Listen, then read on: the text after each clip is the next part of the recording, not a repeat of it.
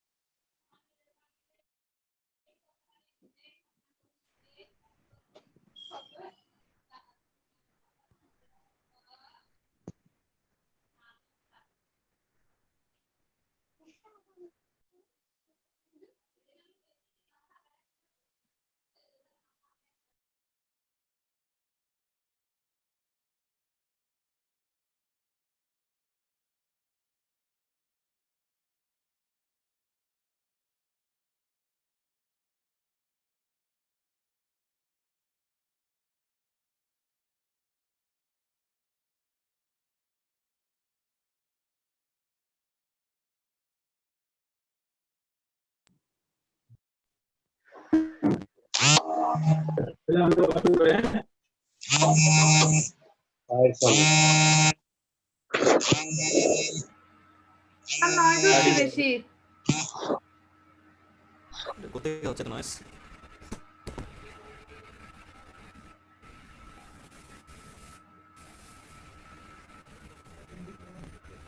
Sir একটা টিং টং আওয়াজ হচ্ছে।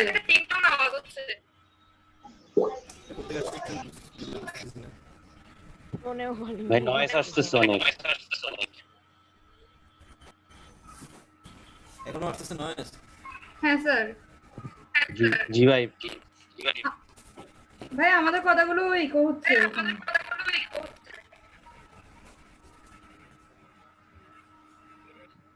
সাউন্ড ফেটে যাচ্ছে, ফেটে যাচ্ছে।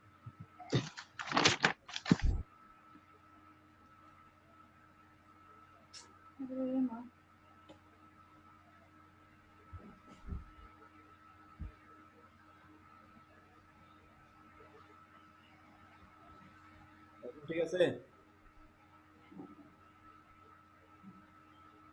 এখন ঠিক আছে? হ্যাঁ স্যার এখন ঠিক আছে। জি ভাই আছে। গ্যামেটোজেনেসিস, গ্যামেট মানে জনন কোষ, জেনেসিস মানে তৈরি করা। তাহলে গ্যামেটোজেনেসিস মানে জনন কোষ তৈরি করার পদ্ধতি। জনন কোষ তৈরি করে সেটাকে বলা হয় গ্যামেটোজেনেসিস। যখন আমরা স্পার্ম তৈরি করব, স্পার্মাটোজেনেসিস, গ্যামেট তৈরি করলে ওভাম তৈরি করলে ওজেনেসিস, স্পার্ম তৈরি করলে স্পার্মাটোজেনেসিস, ওভাম তৈরি করলে ওজেনেসিস। একটু জিনিসটা তারপর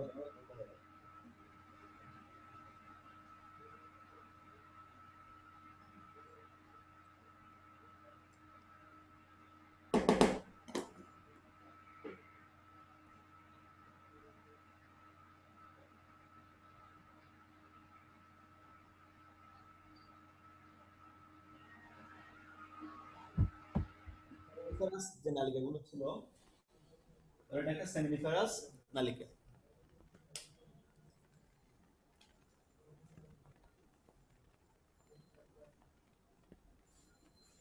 এগুলো হচ্ছে কতগুলা এপিথেলিয়াম কোষ।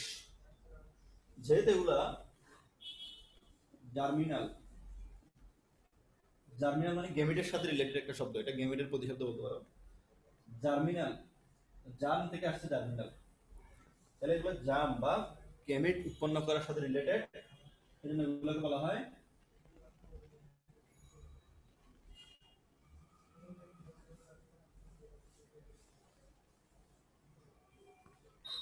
Germinal epithelium.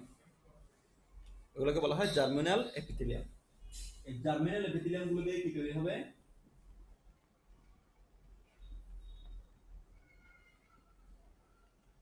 প্রিমোডিয়াল কোষ বা জনন মাতৃকোষ। তাহলে প্রিমোডিয়াল কোষ,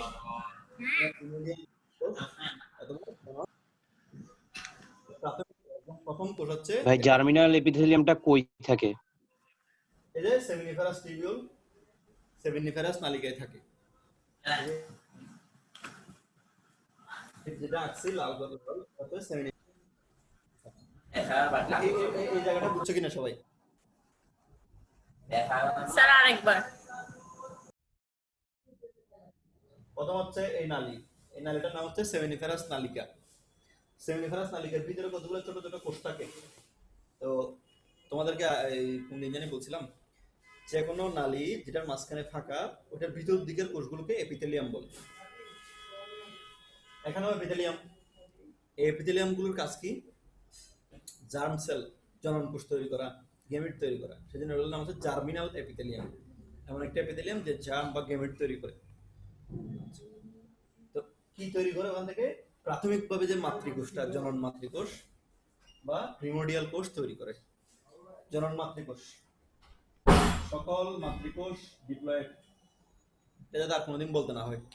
সকল মাতৃকোষ ডিপ্লয়েড, সুতরাং প্রিমোডিয়াল জার্ম সেল বা জনন মাতৃকোষও ডিপ্লয়েড হবে। এদূর পর্যন্ত কারো কোনো বুঝতে সমস্যা আছে?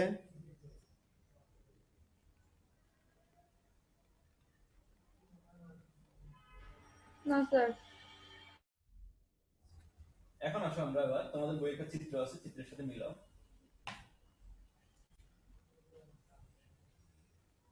এটা ধরো মাতৃকোষ।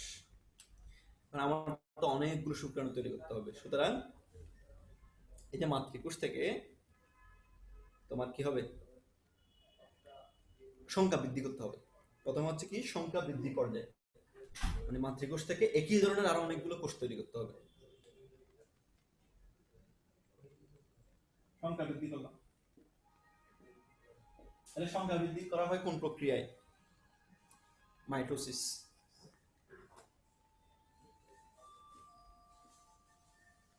এটাও যদি 2n হয়, এটাও 2n।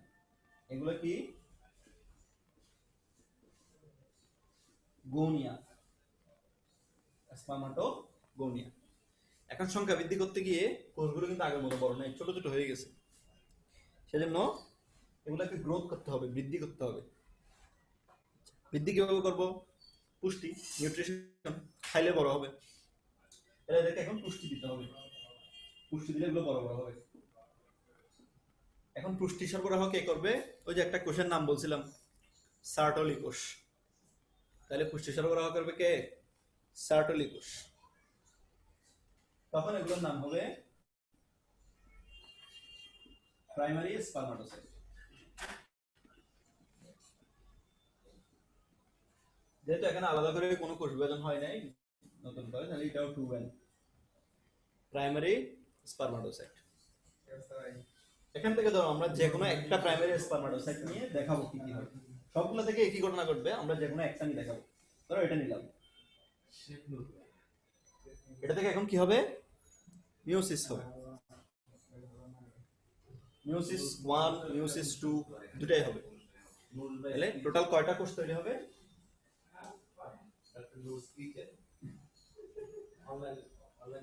এখানে তো একটা সেকেন্ডারি স্পারমাটোসাইট দেয়া। হ্যাঁ, মিওসিস 1 হবে। মিওসিস 1 হলে এটাকে ডিপ্লয়েড না হ্যাপ্লয়েড? মিওসিস 1 এর পরে এরা কি ডিপ্লয়েড আছে না হ্যাপ্লয়েড? Haploid haploid. সেকেন্ডারি, মনে রাখবা সেকেন্ডারি মানেই এতক্ষণ যা ছিল এখন তা নাই, চেঞ্জ হয়েছে। সেকেন্ডারি মানে ডিফারেন্ট জিনিস, সেকেন্ডারি মানেই চেঞ্জ। তাহলে সেকেন্ডারি স্পারমাটোসাইট মানে এতক্ষণ ছিল ডিপ্লয়েড, এখন হয়ে গেছে এটা হ্যাপ্লয়েড। মিওসিস 1 হয়েছে। মিওসিস 2 তোমরা সবাই জানো, মিওসিস 2 এর কাজ হচ্ছে মাইটোসিসের মতো, জাস্ট সংখ্যায় বৃদ্ধি করা।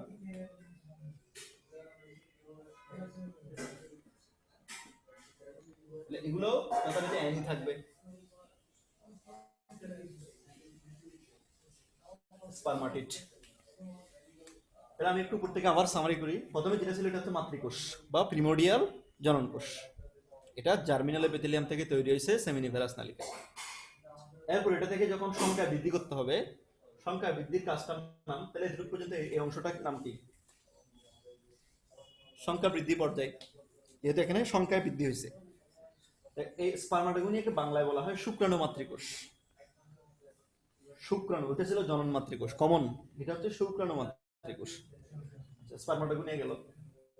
এখন সংখ্যা বৃদ্ধি করতে গিয়ে তো সাইজ আগের মতো নাই, ওগুলো খাবে, এখন খাওয়া দাওয়া করবে, খাই দেয় বড় হবে।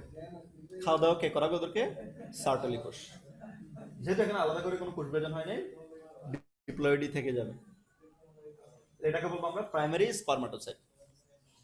এরপরে প্রাইমারি স্পারমাটোসাইটে মিউসিস হবে, মিউসিস 1 2, তাহলে মিউসিস হবে। মিউসিস 1 এর সাথে সাথে এটা হ্যাপ্লয়েড হয়ে গেছে। হ্যাপ্লয়েড সেকেন্ডারি, সেকেন্ডারি মানেই পরিবর্তন, সেকেন্ডারি। আচ্ছা, মাঝখানের যে যে স্পারমাটোগোনিয়া থেকে স্পারমাটোসাইট, এই অংশটাতে কি ঘটনা ঘটছে? পরিবর্ধন। প্রথমটা হচ্ছে সংখ্যা বৃদ্ধি, এরপর তার সাইজ বৃদ্ধি, গ্রোথ গ্রোথ গ্রোথ। প্রথমটা হচ্ছে মাল্টিপ্লিকেশন, মাল্টিপ্লাই হয়েছে, এরপরটাতে গ্রোথ হয়েছে, আকারটা বৃদ্ধি পাইছে। এরপরে প্রাইমারি স্পারমাটোসাইট থেকে যখন সেকেন্ডারি স্পারমাটোসাইট বা স্পারমাটিড হলো, তখন এরা একটা প্রসেস শেষ হলো, এটার মাধ্যমে আমরা একটা প্রসেস শেষ করলাম, সুতরাং এটা পূর্ণতা প্রাপ্তি হলো, পূর্ণতা প্রাপ্তি হলো, একটা প্রসেস পূর্ণতা প্রাপ্তি হলো। এটুক পর্যন্ত কারো কোনো সমস্যা আছে কিনা বলো? তাহলে সেকেন্ডারি স্পারমাটোসাইট থেকেই হ্যাপ্লয়েড শুরু, এটা মনে রাখবা। বুঝছো সবাই, বুঝছো? প্রথম দুইটা স্টেজে কি জানি বলছিলেন, ওটা আরেকবার বলুন। প্রথমটা স্পারমাটো, এই যে জনন মাতৃকোষ বা প্রিমোডিয়াল জার্ম সেল থেকে স্পারমাটোগোনিয়া, এই জায়গাটা, এখানে মাল্টিপ্লিকেশন হয়েছে।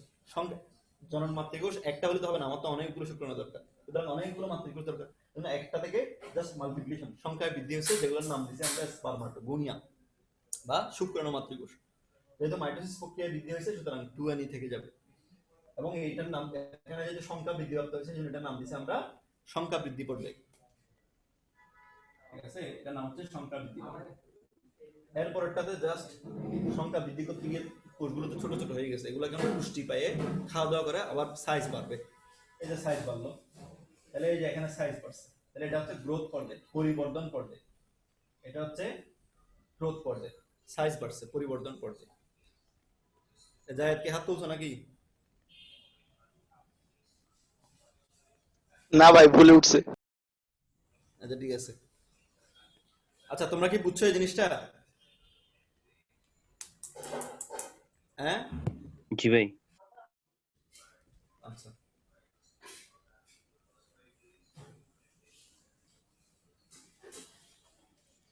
এরপর আসে স্পার্মি, 4 নম্বর ধাপ, স্পার্মিওজেনেসিস। পূর্ণতা প্রাপ্তি পর্যন্ত আমরা বলে ফেলছি, এগুলো সেম বিধে একসাথে লিখছি। এরপরে স্পার্মিওজেনেসিস, এই যে স্পার্মাটিড গুলো, 4টা স্পার্মাটিড,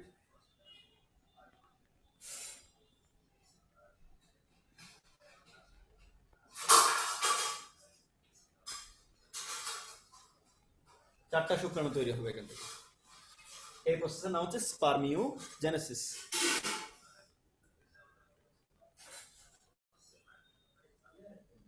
এটাও হ্যাপ্লয়েড, তাহলে এখানে পরিবর্তন কি হলো? প্রথমে দেখে স্পার্মাটিডের ক্ষেত্রে গোল নিশ্চল, আর এটা কি?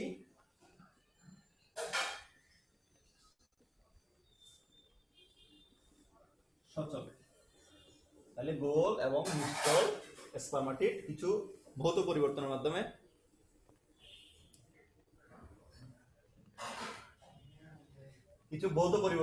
এটা লম্বা এবং সচল শুক্রাণুতে পরিণত হলো, লম্বা এবং সচল শুক্রাণুতে পরিণত হলো। এটা হচ্ছে মেইন কথা আগে, এরপরে কি পরিবর্তন সেটা আমরা পরে আসতেছি। একটু পর্যন্ত বুঝছো কিনা?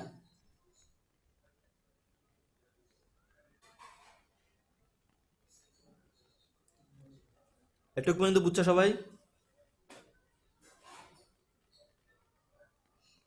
আমার কথা বলে না। বুঝছি ভাই, বুঝছি। চা খরচ হয়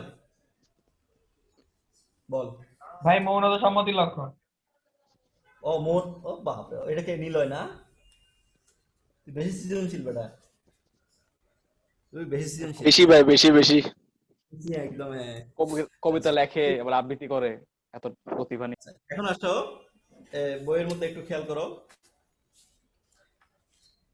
কি কি দাগাবা দেখো। প্রথমে দেখো যে প্রিমোডিয়াল জনন কোষ বা জনন মাতৃকোষ, জার্মিনাল এপিথেলিয়াম। কবিতা সব একটা নির্দিষ্ট টপিকের উপর। হ্যাঁ, তাই না? আচ্ছা, সার্টলি কোষ, সার্টলি কোষের কাজ, এই তিনটা লাইন দাগাও। জার্মিনাল এপিথেলিয়াম কথাটা দাগাও, প্রিমোডিয়াল জনন কোষ বা জনন মাতৃকোষ যে লাইনটাতে আছে ওই লাইনটা দাগাও, আর সার্টলি কোষ যা বৃদ্ধিশীল শুক্রাণুর পুষ্টি সরবরাহ করে এটাও দাগাও। এরপরে সংখ্যা বৃদ্ধি কোষে কোন কোষটা থাকবে? স্পার্মাটোগোনিয়া থাকবে। পরিবর্ধন পর্যায়ে প্রাইমারি স্পার্মাটোসাইট থাকবে, পূর্ণতা প্রাপ্তি পর্যায়ে সেকেন্ডারি স্পার্মাটোসাইট এবং স্পার্মাটিড থাকবে। ঠিক আছে, সংক্ষেপে এগুলো মনে রাখবা, প্রসেস বুঝাই দিছি, কনসেপ্ট বুঝাই দিছি। এরপরে স্পার্মিওজেনেসিস, প্রথম লাইনটা দাগাও। ঠিক আছে, চলাচল অক্ষম গোলাকার স্পার্মাটিড কিছু পরিবর্তনের মাধ্যমে চলাচলে সক্ষম শুক্রাণুতে পরিণত হয়। পরিবর্তনগুলো কি? স্পার্মাটিডের যে নিউক্লিয়াসটা আছে সেটাতে কিছু চেঞ্জ হয়। কি কি চেঞ্জ হয়? সেখান থেকে পানি অপসারিত হয়, আরএনএ অপসারিত হয়। এরপর একটা বিতর্কিত কথা লিখছে তোমাদের বইয়ে, নিউক্লিয়াস পরিত্যাগ করে। আচ্ছা, স্পার্মাটিড যদি আসলে নিউক্লিয়াস পরিত্যাগ করে তাহলে আমরা স্পার্মে এত বড় নিউক্লিয়াসটা পাই কোত্থেকে? তাহলে এটা একটু প্রিন্টিং সমস্যা, এটা হবে নিউক্লিওলাস। পানি, আরএনএ এবং নিউক্লিওলাস পরিত্যাগ করে সংকুচিত হয়। পানি, আরএনএ এবং নিউক্লিওলাস পরিত্যাগ করে। তাহলে পরিবর্তনগুলো আমি একটু সাজায় লিখে দিচ্ছি। স্পার্মাটিড, শুক্রাণু। স্পার্মাটিড যে নিউক্লিয়াস ছিল সেখান থেকে কয়েকটা জিনিস মাইনাস হয়ে যায়, শুক্রাণুতে এসে কয়েকটা জিনিস মাইনাস হয়ে যায়। কি কি মাইনাস হয়? পানি, আরএনএ, আরটা হচ্ছে নিউক্লিওলাস। আর স্পার্মাটিডে যেটা গোলজি বডি ছিল সেটা পরিবর্তিত হয়ে অ্যাক্রোসোম হয়ে যায়।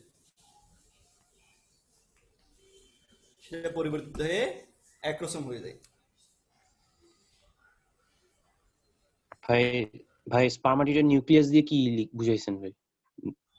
স্পার্মাটিডের নিউক্লিয়াস থেকে এই জিনিসগুলো মাইনাস হয়, পানি, আরএনএ এবং নিউক্লিওলাস, এই তিনটা জিনিস মাইনাস হয়।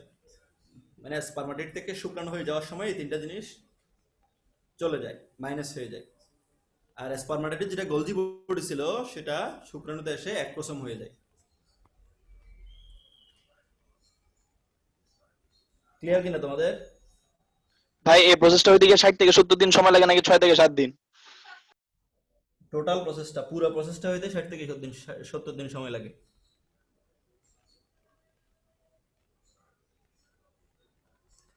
আচ্ছা, এটুকু পর্যন্ত বুঝছো কিনা বলো, ওই ইনফরমেশন একটু পরে বলতেছি। বুঝছি ভাই, বুঝছি। বুঝছি ভাই। তাহলে এই দুটা লাইন দাগায় রাখো তোমাদের বইয়ে। আর টোটাল আমরা যে স্পার্মাটোজেনেসিস পড়ছি এটা হইতে 60 থেকে 70 দিন সময় লাগে। এখন তোমাদের একটা কনফিউশন হয়, পুরো প্রসেসটা 60 থেকে 70 দিন নাকি যে স্পার্মাটোজেনেসিস এটা 60 থেকে 70 দিন? আসলে ঘটনা হচ্ছে পুরো প্রসেসটা 60 থেকে 70 দিন। তোমাদের বইয়ে হয়তো বর্ণনা থেকে মনে হয় যে ওই জায়গাটা 60 থেকে 70 দিন। এখন তাহলে পরীক্ষায় এটা সমাধান কিভাবে করবো? এমসিকিউতে যদি আসে যাই আসুক 60 থেকে 70 দিন, কারণ নতুন কোনো সংখ্যা নাই। কোনো বইয়ে সরাসরি বলে দিচ্ছে স্পার্মাটোজেনেসিস, আর কোনো বইয়ে সরাসরি বলে দেয় নাই, আবার স্পার্মিওজেনেসিসও বলে নাই। বর্ণনা থেকে মনে হচ্ছে স্পার্মিওজেনেসিসের কথাই বলছে।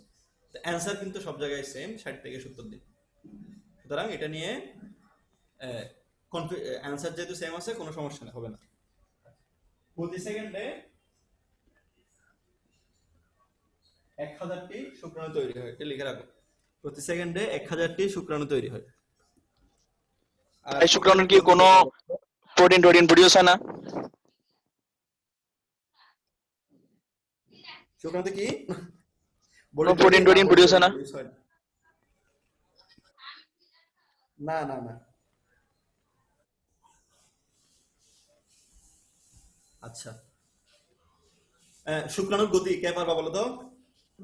1.4 মিলিমিটার পার সেকেন্ড। চলার গতি 1.4 মিলিমিটার পার সেকেন্ড। সাবাস নিলয়। সবাই দেখো। 1.4 1.4 নাকি 1 থেকে 4? 1 থেকে 4 না? 1 থেকে এটাই তো জানতাম। ও কি 1 পয়েন্ট বলছে? নিলয় বাস। তা ভুলে বলছি। বাস নিলয়। এগুলো কি 1 পয়েন্ট বলছে? নিলয় বুঝতে পারছি ব্যাপারটা, তুই নোট পারোস, করার তুই সময় পারোস, সমস্যা নেই। আরে আবেগে আচ্ছা বলে ভাই নিলয়, ফেলছে। আমি মানছি তুই পারস নিলয়। প্রতি সেকেন্ডে 1 থেকে 4 মিলিমিটার দূরত্ব অতিক্রম করে একটা স্পাম। প্রতি সেকেন্ডে 1 থেকে 4 মিলিমিটার দূরত্ব অতিক্রম করে। তাহলে দুইটা ইনফরমেশন এক্সট্রা দিলাম, একটু লিখে রাখো।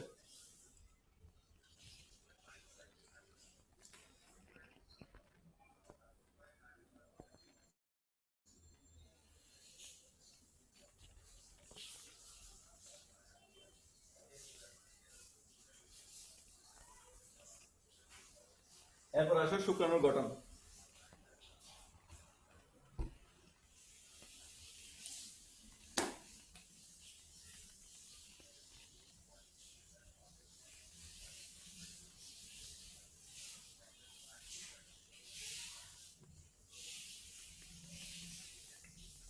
একটু আগে বর্ণনাটা বলে নেই, তারপরে বই লাগাই।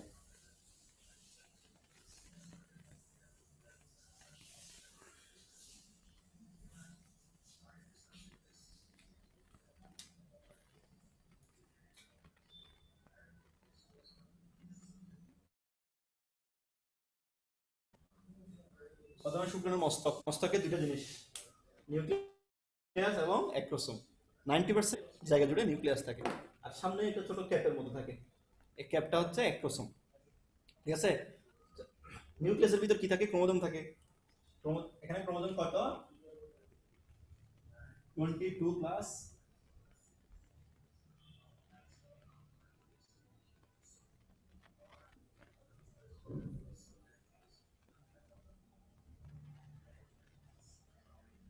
20 ওয়াই অথবা এক্স না ভাই? না, পুরুষ তো সবসময় ওয়াই দিবে, শুক্রাণুতে ওয়াই থাকবে। এটা জাইগোটে না পরে এক্স ওয়াই হয়ে যায় টোটাল। এখানে তো শুধু হ্যাপ্লয়েড। ভাই এটা কি বললেন? তো যখন এক্স যায় দুইটা এক্স হয়। ভাই সবসময় তো তাহলে এক্স ওয়াই মানে ছেলে প্রডিউস হওয়ার কথা। তাহলে তো সবসময় ছেলে হবে। সবাই যায়। 22 হচ্ছে থাকবে ওখান থেকে থাকবে একটা, যে কোনো একটা থাকবে, ঠিক আছে? যে কোনো একটা থাকবে। আচ্ছা, তারপর এটা কি মধ্যখণ্ড। মধ্যখণ্ড কি দিয়ে তৈরি হয়? অ্যাক্রোসোম। মাইটোকন্ড্রিয়া। মাইটোকন্ড্রিয়া। মধ্যখণ্ড মাইটোকন্ড্রিয়া দিয়ে তৈরি হয়। আচ্ছা, এখানে আরেকটা জিনিস একটু বাদ করছে।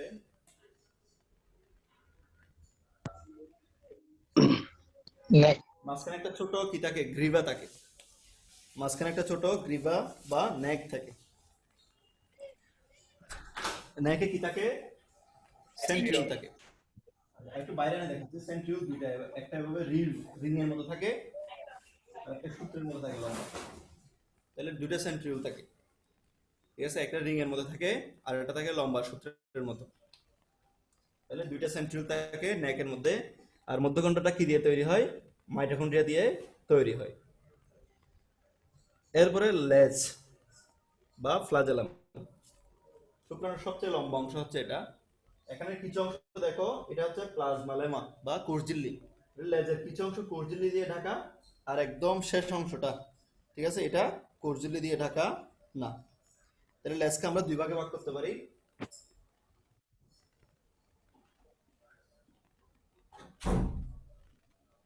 মূলখণ্ড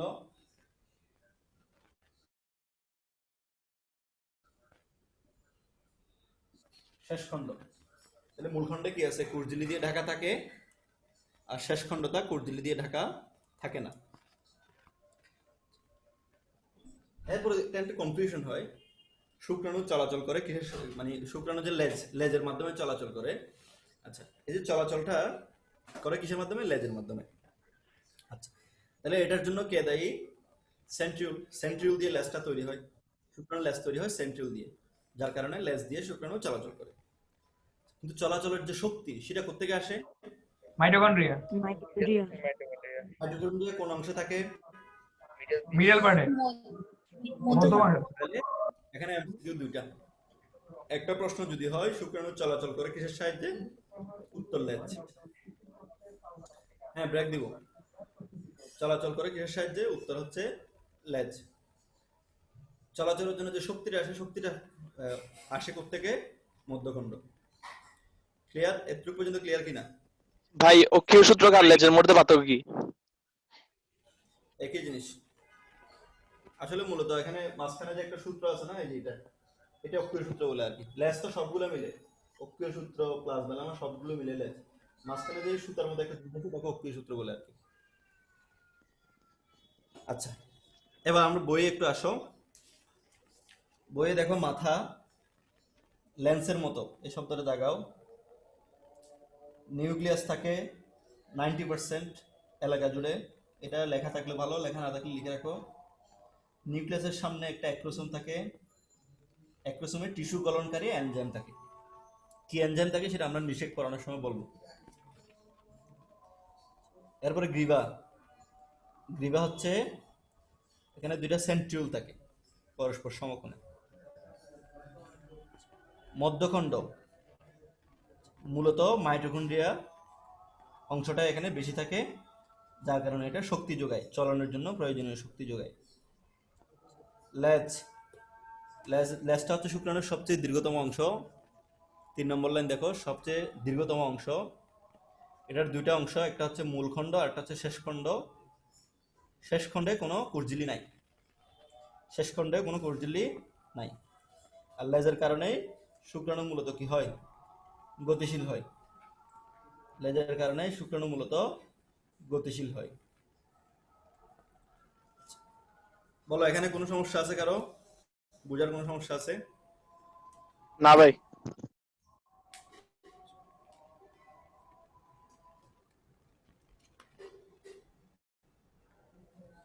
তাহলে যেহেতু প্রায় 1টা বেজে গেছে, আমরা একটা ব্রেক দিই নাকি? দেন ভাই। আপনার ইচ্ছা ভাই।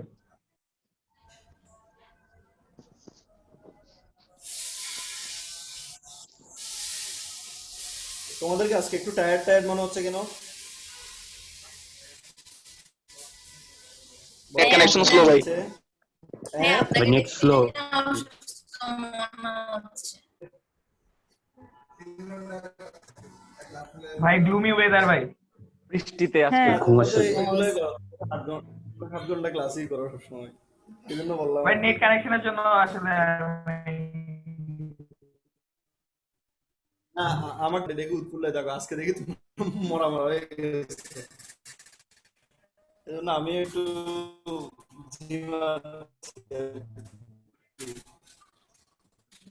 জায়েদ ভাই আমাকে বেশি ডিস্টার্ব করতেছে। আজকে আবার নীলে খুব তাজা আছে।